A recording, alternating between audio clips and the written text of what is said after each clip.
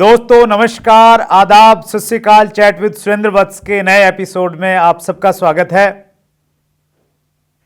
आप सबकी डिमांड फिर पूरी होने जा रही है। जिसको आप सबसे ज़्यादा प्यार करते हैं, सबसे ज़्यादा आप ही नहीं, पूरी सोशल मीडिया जिनको प्यार करते हैं, चौथी बार आज फिर हमारे मेहमान हैं डायरेक्ट सेलिंग इंडस्ट्री के लीजेंड, सोशल मीडिया पे हमेशा छाने वाली पर्सनैलिटी, कॉर्पोरेट जगत में जिनकी सबसे ज़्यादा डिमांड है। आइए हम सब लोग मिलके स्वागत करें आज के हमारे मेहमान सोनू शर्मा जी का। सर, आपका अपने शो पे बहुत बहुत स्वागत है। बहुत बहुत शुक्रिया सर, बहुत बहुत शुक्रिया। वाकई अपना शो हो गया अब तो है। और अब तो मतलब चौथी बार आना अपने आप में एक बड़ी अचीवमेंट है सर, हमारे लिए बड़ी अचीवमेंट है। नहीं, एक्चुअली हम खाली है ना। नहीं, ये आपका प्यार है सर, जो इतना सारा समय आप दे रहे हैं सर। और देखिए, आदमी को शुरू में तो शौक होता है कि यार मेरा इंटरव्यू आएगा और सोशल मीडिया पे मुझे लोग जानेंगे। तो आप उन सब चीज़ों से तो बहुत ऊपर उठ गए हैं, लेकिन उसके बावजूद भी आपकी कृपा हमारे ऊपर मेरा रहती है। एक्चुअली जो मेरा बैकएंड टीम है ना, वो मुझे बोलता है आपको सुरेंद्र वत्स जी के चैनल पे ज़रूर जाना चाहिए। तो मैंने उनसे पूछा क्यों जाना चाहिए, तो उन्होंने बोला नहीं, अगर आप नहीं जाओगे तो लोगों को लगेगा बड़ा अहंकार हो गया है, जाता नहीं है। Thank you so much sir. शुक्रिया शुक्रिया सर। हम आगे बढ़ें। कुछ कॉम्प्लीमेंट्स की तो इतनी लंबी लिस्ट रहती है आपके कमिंग सून के इंटरव्यू के बाद में, लेकिन कुछ छाटे हैं मैंने सर। सुरेश गुप्ता लिखते हैं, नेटवर्क मार्केटिंग के भगवान आ रहे हैं। मटरूलाल राणा ने लिखा है, god is coming, you are hope and you are trust of every jobless fellow. Ajay Kumar ने लिखा है, Sonu Sharma sir, you are power house of network marketing, legend of direct selling industry and store house of knowledge. Rajendra Singh ने लिखा है, sir welcome to you on multi level marketing super Gyan platform. और मनदीप कुमार ने लिखा है, डायरेक्ट सेलिंग की जान, ग्रेट मोटिवेटर, सबके दिलों में छाने वाले, सबको हंसते हंसते मोटिवेट करने आ रहे हैं सोनू शर्मा सर। सबका बहुत बहुत शुक्रिया यार, इतने प्यार भरे शब्द बोलने के लिए। आप सबका बहुत बहुत आभार दोस्त। उम्मीद करूँगा प्रयास करूँगा कि आपकी उम्मीदों पे खरा उतरूँ। और इस विशेष प्यार के लिए तो बहुत बहुत शुक्रिया यार, बहुत बहुत धन्यवाद सुरेंद्र जी। आपने आमंत्रित किया मुझे आपके इस शानदार चैनल के ऊपर, जहाँ पर बहुत सारे बड़े बड़े दिग्गज आके आपके साथ डिस्कस कर चुके हैं और आपने मुझे भी उस लायक समझा, उसके लिए बहुत बहुत धन्यवाद। Thank you sir, thank you so much sir. आप बेहतरीन स्पीकर हैं और जब आदमी थोड़ा सा बोलने लग जाता है ना, तो उसको दूसरे लोग कम पसंद आते हैं। उसको लगता है यार मैं बढ़िया बोल लेता हूँ। तो मैं बहुत अच्छा तो नहीं बोलता, लेकिन हाँ, मेरी लिस्ट में आपका नाम बहुत ऊपर आता है। मैं बहुत सुनना आपको पसंद करता हूँ। और आपकी स्पीच में जो छोटी छोटी कहानियाँ होती हैं, तो वो तो बहुत लाजवाब हैं। और बहुत सारे लोगों ने मेरे से पर्सनली ये पूछा कि आप सोनू सर से ये ज़रूर पूछना कि वो कहानियाँ कहाँ से लेके आते हैं, उनका सोर्स क्या है। लेकिन मैं उससे पहले एक चीज़ और पूछना चाहता हूँ। कहानियों का, छोटी छोटी कहानियों का आपकी पर्सनल लाइफ पे कुछ प्रभाव पड़ा क्या, जिसकी वजह से आपको लगा कि यार आपकी ज़िंदगी में प्रभाव पड़ा है तो ये लोगों की ज़िंदगी में भी प्रभाव डालती हैं? दो बातें हैं, दो सवाल हैं आपके कि कहानियाँ कहाँ से लाते हैं, और दूसरा सवाल है इसी के अंदर कि इसका आपके निजी जीवन में क्या प्रभाव पड़ा है। जी सर। तो पहला तो कहाँ से लाते हैं, मेरा किताब है 250 रुपये का मात्र। अच्छा। उसमें बहुत सारी कहानियाँ हैं जो मैंने स्टेज पर सुनाई हुई हैं। आपको कुछ नहीं करना, वो ऑर्डर करना है, हमारे ऐप डाउनलोड कर लीजिए आप, सोनू शर्मा ऐप का लिंक हम लोग नीचे डाल देंगे डिस्क्रिप्शन में, ताकि आप ऐप व्यूअर्स को डाउनलोड करिए। परेशानी नहीं होगी। उसमें 250 रुपये का मात्र छोटा सा किताब है, और उसमें हमने पिछले 20 साल में जितनी कहानियाँ स्टेज पर सुनाई हैं उनका सबका कंपाइलेशन किया है, ताकि ये सवाल ही खत्म हो जाए कहाँ से आती हैं यार। वो आप एक मात्र 200-250 रुपये का किताब है, उसको खरीद लीजिए, और जब भी आप स्टेज पर जाएंगे आपके पास एक शानदार नई कहानी होगी सुनाने के लिए। तो ये तो कोई सीक्रेट नहीं है, तो बहुत छोटी सी बात है।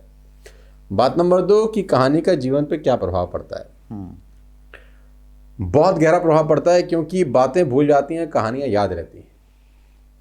किसी को भी आप 4 घंटा ट्रेन करो, बातें बातें बातें बातें, और उसी 4 घंटे में उसको 2 कहानियाँ सुना दो, तो उस 4 घंटे की ट्रेनिंग को हो सकता है वो 4 बरस के बाद भूल चुका हो, लेकिन वो 2 कहानियाँ उसको 4 बरस के बाद याद रहेंगी। कहानियों से आदमी रिलेट कर लेता है अपने आप को। तो मुझे स्टोरीज कहना अपने अंदाज में बहुत पसंद है और मैं प्रयास करता हूँ कि स्टोरी के माध्यम से लोगों को वो समझा सकूँ जो मैं एक्चुअली उनको समझाना चाहता हूँ। मैं अगर अपनी बात करूं, मैं कुछ रिलेट करने की कोशिश कर रहा था। तो मेरी ज़िंदगी में कुछ ऐसी कहानियां हैं सर, जिन्होंने मेरी ज़िंदगी को एक नया आयाम दे दिया, मतलब थिंकिंग के प्रोसेस को ही चेंज कर दिया। एक कहानी मैं शेयर करता हूं जी। और मैं चाहूँगा कि एक कहानी आप भी शेयर करें कि पर्टिकुलर वो कहानी थी जो आपकी ज़िंदगी में बदलाव लेके आ गई। वो कहानी कुछ इस प्रकार से है, जो एक पत्रिका आती है अखंड ज्योति करके, शांति कुंज हरिद्वार एक ऑर्गेनाइजेशन है, डॉक्टर श्री राम आचार्य उसके संस्थापक थे। तो पिताजी के पास वो पत्रिका आती है। तो एक दिन उनके पास में बैठा हुआ था, तो ऐसे ही मैं पन्ने पलट रहा था, तो उसमें एक छोटी सी कहानी मुझे मिली। वो कहानी कुछ इस प्रकार थी कि एक बार दो दोस्त थे, राम और श्याम।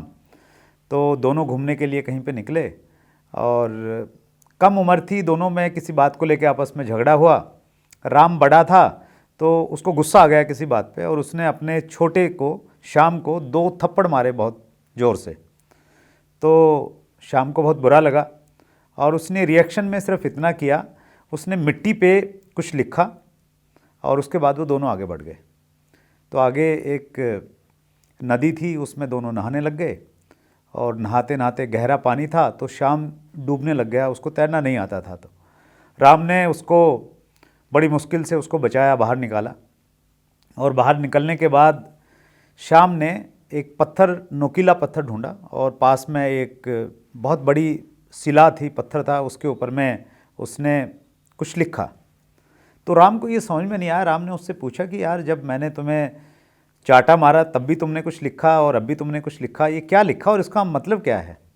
पहले रेत पे लिखा, फिर पत्थर पे लिखा। पत्थर पे लिखा। तो राम ने रिप्लाई किया कि रेत पे मैंने ये लिखा था कि आज मेरे दोस्त ने मुझे थप्पड़ मारा, तो वो रेत पे मैंने इसलिए लिखा कि थोड़ी सी हवा आएगी और वो मिट जाएगा, और अब तक वो मिट भी गया होगा, मैं भूल चुका हूँ। और मैंने शिला पे इसलिए लिखा है ताकि बड़े से बड़े आंधी तूफान भी आएँ तो ये लाइन हमेशा ये रहेगी। और उसमें कहानी में फिर बाद में मैसेज ये था कि हमारी ज़िंदगी में बहुत सारे लोग हैं जिन्होंने हमारे लिए कुछ ना कुछ अच्छा किया है। हम उनकी अच्छाई को तो भूल जाते हैं, उन्होंने 10 अच्छे काम किए और एक काम उनसे अनजाने में भी गलत हुआ हो, वो हम ज़िंदगी भर के लिए याद रखते हैं। तो इस कहानी ने मेरे ऊपर में बहुत जैसे झटका लगता ना, तो मुझे ऐसा झटका लगा। और मैंने अपनी ज़िंदगी में जब झांका और देखा कि कौन ऐसा व्यक्ति है जिसने मेरे लिए कुछ अच्छा नहीं किया हो, तो कुछ नाम ऐसे दिमाग में आए जिनको मैं अच्छा नहीं मानता था। बहुत ज़्यादा नहीं थे, 1-2 नाम थे। फिर मैंने देखा यार, इस आदमी ने क्या मेरी ज़िंदगी में कुछ अच्छा किया? तो मैंने सोनू जी ये पाया कि उस आदमी ने मेरे लिए बहुत कुछ अच्छा किया। कोई एक आध छोटी मोटी बात ऐसी थी जिसको मैं याद रखे हुए हूँ, 10 चीज़ों को मैं भूल गया। और मेरा मन किया कि मैं उनसे बातचीत करूँ, माफ़ी मांगूँ कि आपके प्रति कोई अच्छी सोच नहीं थी मेरे दिमाग में, लेकिन ईगो आ जाती है, मेरी भी ईगो आई। मैं फ़ोन तो नहीं कर पाया, लेकिन हाँ, मैंने उस दिन के बाद उनके प्रति मेरा नज़रिया बदल हो गया और मतलब पूरी दुनिया ही अच्छी लगने लग गई। एक कहानी ने सब कुछ बदल दिया। सब कुछ बदल दिया और मेरा एटीट्यूड ही चेंज हो गया सब चीज़ों को लेके। तो और भी कई सारी कहानियाँ हैं और मेरा अपना मेरी एक विश लिस्ट में मैंने ये लिखा हुआ है कि मैं कैसी किताब लिखूंगा, उन कहानियों को लिखूंगा, 5 से 10 कहानियों का, जिन्होंने मेरी ज़िंदगी में बड़ा प्रभाव डाला। तो आप तो इतनी कहानियाँ सुनाते हैं और कितने लोगों की ज़िंदगियाँ बदली होंगी, तो कोई आपकी ऐसी फेवरेट कहानी जो आपको बहुत पसंद है और आपकी ज़िंदगी पे इम्पेक्ट किया हो? ऑल्दो बहुत सारी कहानियाँ हैं जिन्होंने मेरी ज़िंदगी पे इम्पैक्ट किया, और जो सबसे बड़ी कहानी है जिसने मेरी ज़िंदगी को हिलाया है, पूरी तरह से झंझोर के रख दिया, वो रामायण है। Okay. अगर मेरी ज़िंदगी में किसी भी चीज़ का सबसे बड़ा प्रभाव पड़ा है, जो भी पड़ा है, थोड़ा बहुत ज़्यादा मुझे पता नहीं है, तो वो उसी कहानी का है जो हम हज़ारों सालों से सुन रहे हैं। मैंने प्रयास किया है कि उस कहानी को इम्प्लीमेंट करूं, जितना कर पाता हूं एज अ ह्यूमन बीइंग करने का प्रयास करता हूं। 100% तो कोई कर ही नहीं सकता, कोई करेगा तो शायद खुदा हो जाएगा फिर वो। लेकिन उस कहानी ने मेरे ज़िंदगी में बहुत बड़ा रोल प्ले किया, और वो हर दिन रोल प्ले करती है, क्योंकि ये पर्टिकुलर ग्रंथ कुछ ऐसा है जिसमें हर पात्र से आपको सीखने को मिलता है। आपकी ज़िंदगी में जो भी मुसीबत आए, अगर आप रामायण में चले जाएँ तो आपको उसका जवाब मिल जाएगा। आपका जो भी रोल है, आप बाप हैं, बेटे हैं, पत्नी हैं, बेटा हैं, नौकर हैं, आप कुछ भी हैं, तो आपको वहाँ से बहुत कुछ सीखने को मिल जाएगा। तो वो कहानी एक ऐसी कहानी है जो आज के 100 साल के बाद, 1000 साल के बाद वैसे ही लोगों को कोच कर सकती है, बशर्ते हमको क्या कहते हैं, हम कोच होने के लिए तैयार हों। तो वो एक सबसे बड़ी कहानी है मेरी ज़िंदगी में, जिसने मुझे रोज़ सिखाया है और आज भी रोज़ सिखा रही है। तो पर्टिकुलर रामायण की अगर हम बातचीत करें सर, रामायण वैसे तो बहुत बड़ी है और जीवन का हर पहलू उससे हमें सीखने को मिलता है। पर्टिकुलर कोई एपिसोड या पर्टिकुलर कोई करेक्टर आपको ऐसा लगता है कि आपकी ज़िंदगी में उस एक घटना का या उस एक संवाद का बहुत बड़ा बहुत सारे संवाद हैं, लेकिन जो बहुत मार्मिक संवाद भी हैं रामायण के अंदर, लेकिन जो सारे करेक्टर अपने आप में शानदार हैं। मैं कल भी एक वीडियो में बात कर रहा था कि वहाँ त्याग की प्रतियोगिता चल रही है कि कौन बड़ा त्यागी है। एक कहता है मैं हूँ, दूसरा कहता है अरे हट, मैं तुझसे बड़ा त्याग करके दिखाऊंगा। तो वहाँ पर सब मतलब बलिदान की सर्वोपरि कहानी अगर आपको कहीं से मिल सकता है तो रामायण से। मतलब एक से बढ़कर एक करेक्टर है, आप मतलब किसको पकड़ें और किसको छोड़ें, मतलब कहना ही बहुत मुश्किल है। लेकिन जो सबसे बड़ा जिसके ऊपर आप इर्द गिर्द जिसके ऊपर घूम सकते हैं तो वो निश्चित तौर पे हमारे श्री हनुमान जी हैं, जो रामायण के हीरो हैं। मैं तो बोलता हूँ रामायण के हीरो अगर कोई है तो वो श्री हनुमान जी हैं। उनसे बहुत कुछ सीखने को मिलता है। हम सेल्स के लोग हैं, खासतौर पर नेटवर्क मार्केटिंग की दुनिया के लोग हैं, तो उनसे एक चीज़ सीख सकते हैं कि उनकी डिक्शनरी में इम्पॉसिबल शब्द नहीं है।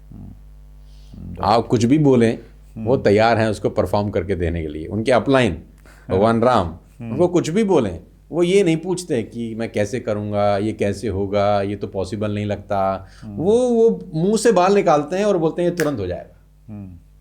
मतलब उनसे जो सबसे बड़ा गुण सीखने को है, आप जैसे लोगों की ज़िंदगी में, जब हम नेटवर्क मार्केटिंग डायरेक्ट सेल्स में, तो उनकी ज़िंदगी में ऐसा कोई इंसिडेंस नहीं है जब आप उनको कभी निराश पाएंगे। आप पूरी रामायण उठा के देख लीजिए, हर व्यक्ति आपको निराश मिल सकता है। भगवान राम निराश है, उनकी पत्नी का हरण हो गया, रो रहे हैं। राजा दशरथ निराश हैं, रो रहे हैं क्योंकि उनके दोनों बेटों को वनवास हो गया और बहू को भी वनवास हो गया। सुग्रीव उदास है क्योंकि उसकी पत्नी का भी अपहरण हो चुका है उसके बड़े भाई के द्वारा। मतलब रावण भी परेशान है, मतलब इस पूरे भरत भी परेशान है, तीनों माएँ परेशान हैं। लेकिन एक कैरेक्टर है जो आपको आरंभ से अंत तक हंसता हुआ मिलेगा, मुस्कुराता हुआ, हनुमान जी। वो आप पूरी की पूरी रामायण में देखें, आप हनुमान जी को कभी अप्रसन्न नहीं पाएंगे। वो आपको खुशी मिलने वाले हैं। और मैं कहता हूँ ज़िंदगी में आगे बढ़ने का सार है प्रसन्न मन। आपका मन प्रसन्न है ना, तो आप ज़िंदगी में जंग जीत जाओगे। वो आपको कभी उदास नहीं दिखाई देंगे। कोई बड़े से बड़ा चैलेंज आया उनकी ज़िंदगी में, बड़े सारे इंसिडेंट्स हैं जहाँ चैलेंज आया, उन्होंने बोला ये तो मैं कर सकता हूँ, इसमें कौन सी बड़ी बात है। और हम लोगों के सामने छोटा भी चैलेंज आया था तो हम बगले झांकते हैं, यार ये कैसे होगा, यार ये तो मुश्किल है, ये तो बड़ा मुश्किल है, ये कैसे कर पाएंगे। तो बहुत सारे कैरेक्टर हैं, लेकिन उनका जो हीरो हैं पूरी की पूरी ग्रंथ के, तो वो हनुमान जी हैं। वहाँ से हम बहुत कुछ लेके आ सकते हैं। मतलब स्पेशली हमारे बिजनेस में अपलाइन डाउनलाइन बहुत इंपॉर्टेंट है। तो अपलाइन के प्रति अगर हनुमान जी की तरह हम लोग समर्पित हो जाएंगे तो फिर जैसे हनुमान जी हीरो बन गए तो हम भी हीरो बन सकते हैं अपनी इंडस्ट्री में। मतलब इतना कुछ सीखने को है। मतलब कमाल की बात तो ये है कि मतलब शब्द ही नहीं है मेरे पास कि मैं आपको इंटरव्यू में क्या बताऊं कि मतलब क्या कुछ नहीं सीखा जा सकता। और उनमें जो सबसे बड़ा गुण है वो ग्रेटिट्यूड की भावना है। ये सबसे बड़ा गुण है। सर्व सामर्थ होते हुए भी, सबको पता है उनको, सब शक्तिमान होते हुए भी आप उनको कहीं भी आरंभ से अंत तक अहंकार में डूबा हुआ नहीं पाएंगे। That's great sir. आपकी कहानियों में, आपके स्पीच में स्टोरी, छोटी छोटी स्टोरीज रहती हैं सर, और शायद वही आपकी स्पीच को बहुत अद्भुत बनाती हैं। मैं पिछले 25 साल से लोगों को सुन रहा हूँ, स्पेशली मोटिवेशनल स्पीकर्स को। तो 25 साल पहले कुछ अलग नाम थे, 10 साल पहले कुछ अलग नाम थे, लेकिन आज की अगर हम बातचीत करें 2000 पर्टिकुलर, मैं इसको स्पेसिफिक बनाऊं 2020 के हम बाद की बात करें, तो हिंदुस्तान के टॉप मोस्ट जो स्पीकर हैं उनमें सोनू शर्मा का नाम आता है। और आपसे इंस्पायर होके, चूँकि हम लोग स्पीकिंग इंडस्ट्री में हैं, हर व्यक्ति चाहता है कि वो स्टेज पे अच्छा बोले। सोनू शर्मा जैसा स्पीकर तो शायद नहीं बना जा सकता, लेकिन हाँ, उनके पैरों में अगर पैर डाल के कोई चलना चाहे सर, ऐसा कुछ तो नहीं। क्या करना चाहिए सर? नहीं, मुझसे अच्छा बनाया जा सकता है। पहली बात तो ये भ्रम है कि हमारे ऐसा स्पीकर नहीं बनाया सकता। ये बिल्कुल बनाया सकता है, हमसे बहुत अच्छा बनाया सकता है। हमसे 4 कदम 10 कदम और आगे भी लोग जा सकते हैं। कुछ नहीं करना सर, सिर्फ और सिर्फ पर्पस क्लियर होना चाहिए कि आप स्पीकिंग करना क्यों चाहते हैं। ओके। मतलब हर चीज़ का एक पर्पस है, एक कॉज है, एक रीज़न है, एक कारण है ना। तो मेरा स्पीकिंग का एक पर्पस है कि मैं क्यों बोल रहा हूँ, मैं आपसे बात क्यों कर रहा हूँ, मैं स्टेज पर क्यों जा रहा हूँ, मेरा पर्पस है।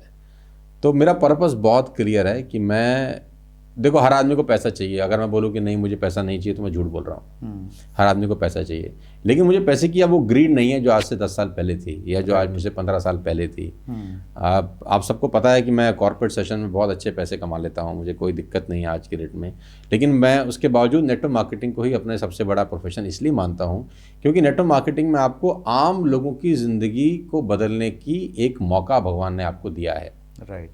कि आम लोग जो अपनी आंखों से नहीं देख सकते, आप उनको अपनी आंखों से दिखा सकते हैं क्योंकि आपको 20-22 साल का तजुर्बा है, अनुभव है। और बहुत सारे लोग हैं आज भी हिंदुस्तान के अंदर, आज भी 92% लोग 10,000 रुपये नहीं कमाते महीने का।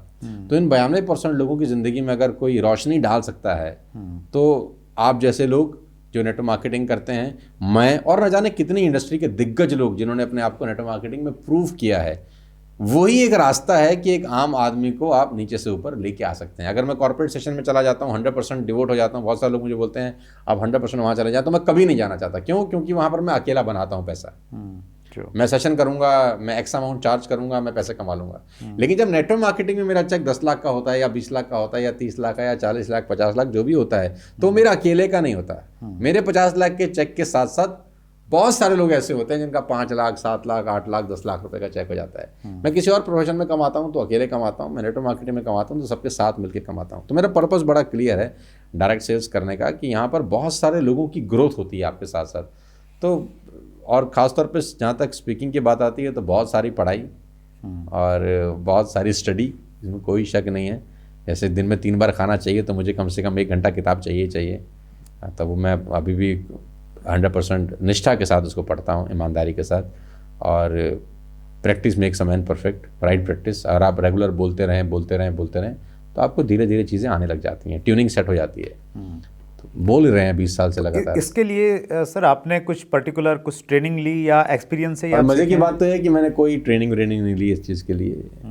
और फिर वहीं आ जाता हूँ, खुदा मेहरबान तो गधा पहलवान नहीं। मैंने बोला बहुत है एक्चुअली, स्टेज पर मैंने बहुत बोला है पिछले 20 साल के अंदर, बहुत बोला का मतलब अनलिमिटेड बोला है। ऐसे लोग हैं जो 30 साल हो गए बोलते हुए आज भी बोलना नहीं आता। नहीं, मैं खैर उस पर तो कमेंट नहीं करना चाहता, लेकिन हाँ प्रैक्टिस का बहुत बड़ा रोल है, बहुत बड़ा रोल है।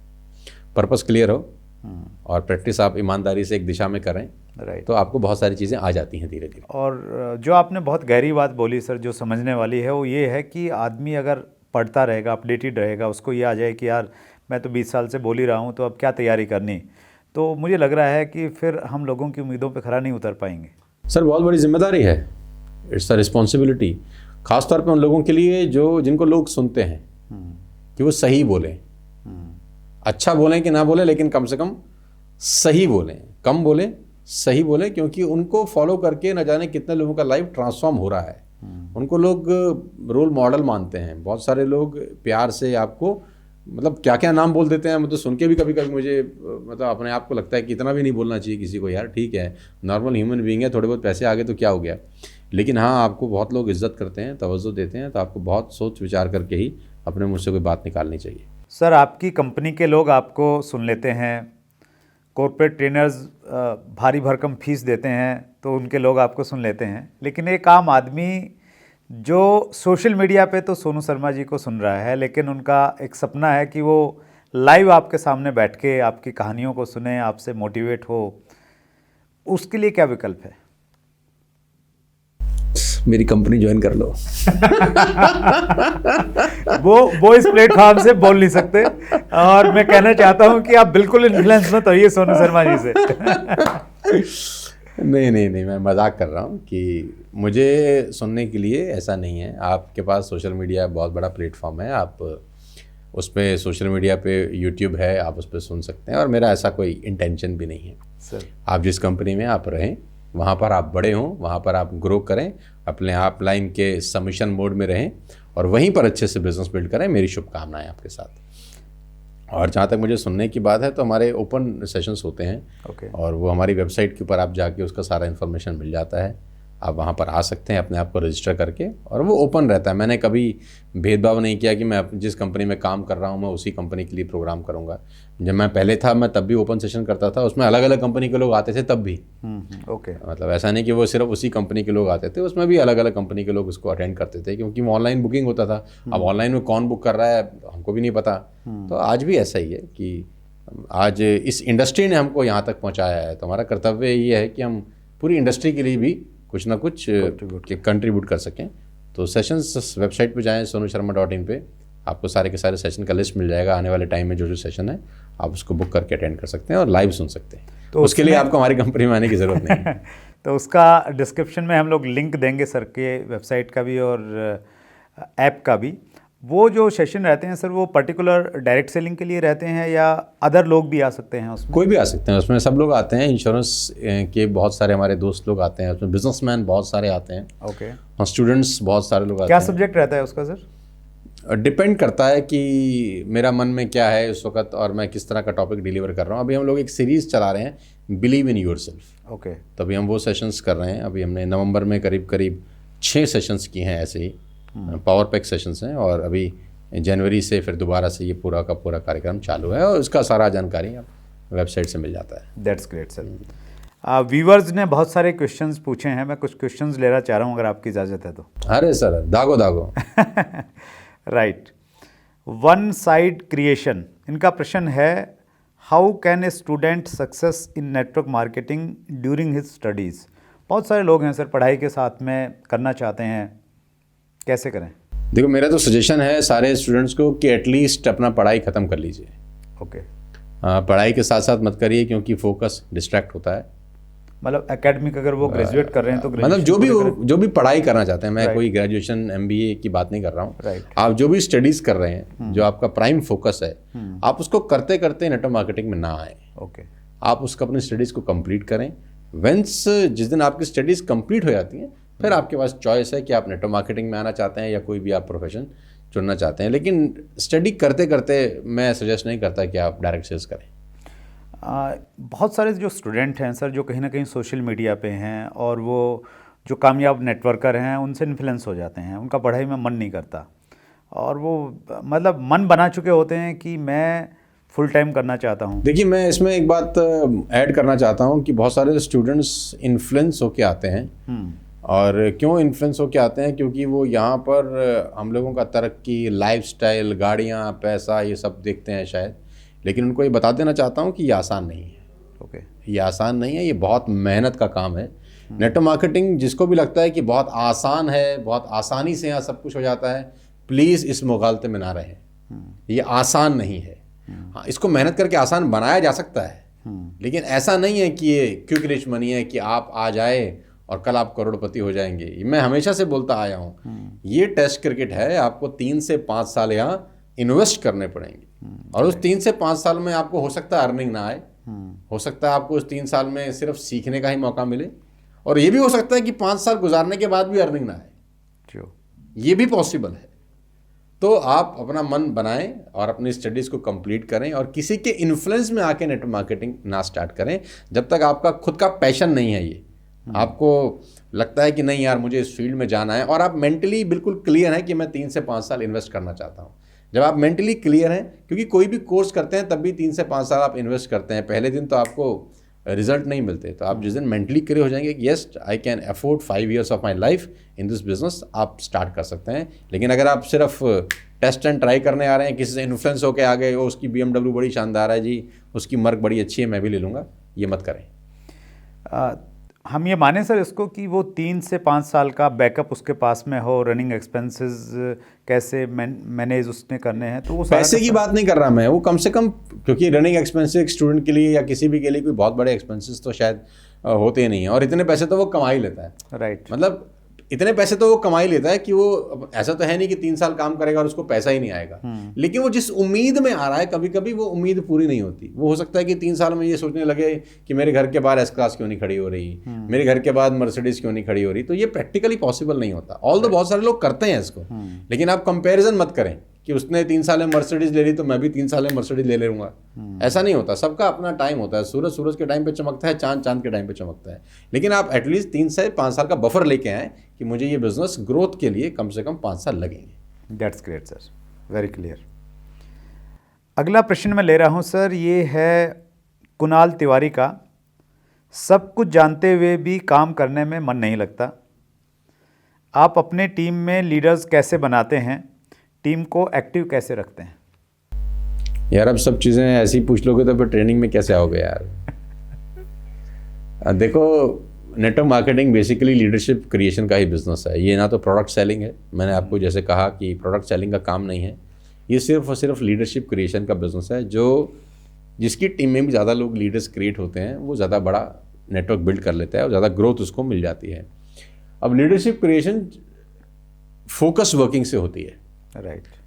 मतलब आप पूरी भीड़ पे फोकस नहीं कर सकते। आपको अपने कॉमन सेंस से और सामने वाले के इनपुट से ये जज करना पड़ता है कि हाँ, ये लंबी रेस का घोड़ा है, इस पर मेहनत की जानी चाहिए। आप क्या करें, आप अपने नेटवर्क में कुछ लोगों को फोकस करें और उनके ऊपर मेहनत करें, उनके ऊपर एनर्जी लगाएं।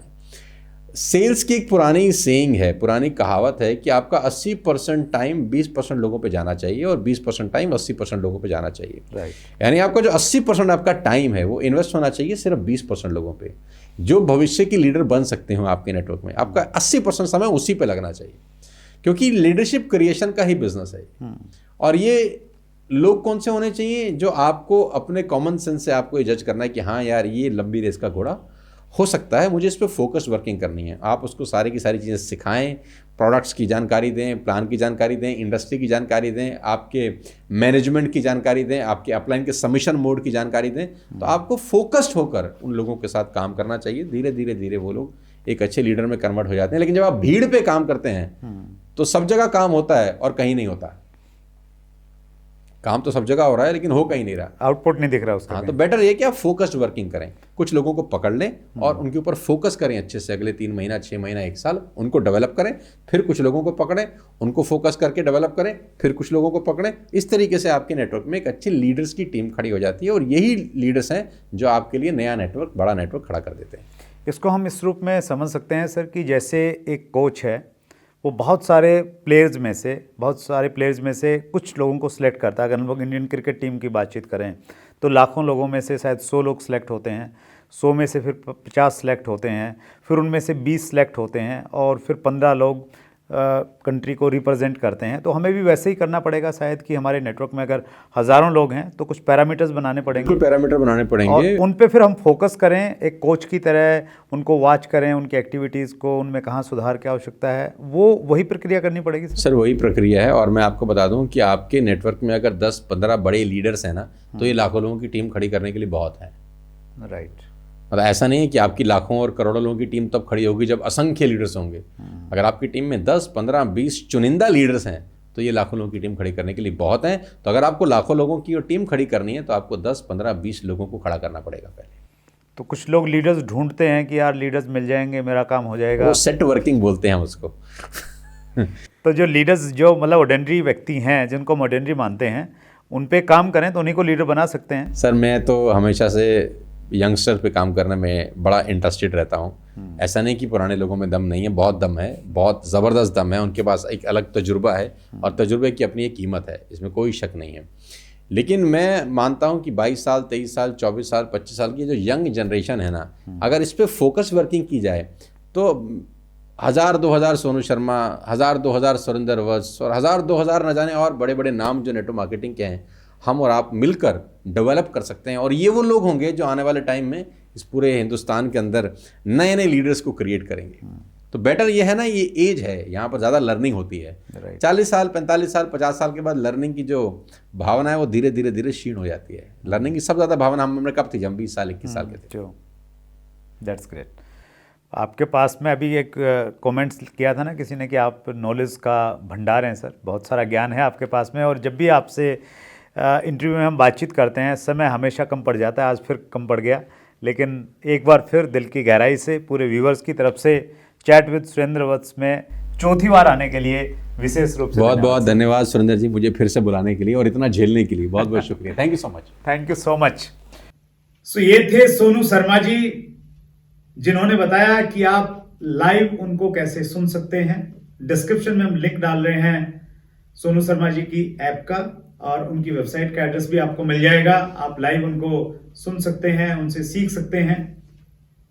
अगले मंगलवार को रात्रि 8 बजे फिर एक बड़ी शख्सियत से आपकी मुलाकात होगी। अगर आपने चैनल को सब्सक्राइब नहीं किया है तो जरूर कर लीजिए, वरना नोटिफिकेशन कैसे आएंगे कि अगले मंगलवार को कौन आने वाला है, आप मिस कर जाएंगे। बहुत भाग दौड़ भरी जिंदगी है हमारी, अपना ख्याल रखिएगा। बहुत बहुत धन्यवाद। अगर आपने अभी तक chat with Surendra Vats channel को सब्सक्राइब नहीं किया है तो अभी सब्सक्राइब करें और बेल आइकन दबाना ना भूलें, जिससे आपको आने वाली सभी वीडियोस की अपडेट सबसे पहले मिले और हमारी किसी वीडियो को मिस ना करें। वीडियो को ज्यादा से ज्यादा शेयर और लाइक करके अपना प्यार जरूर दें।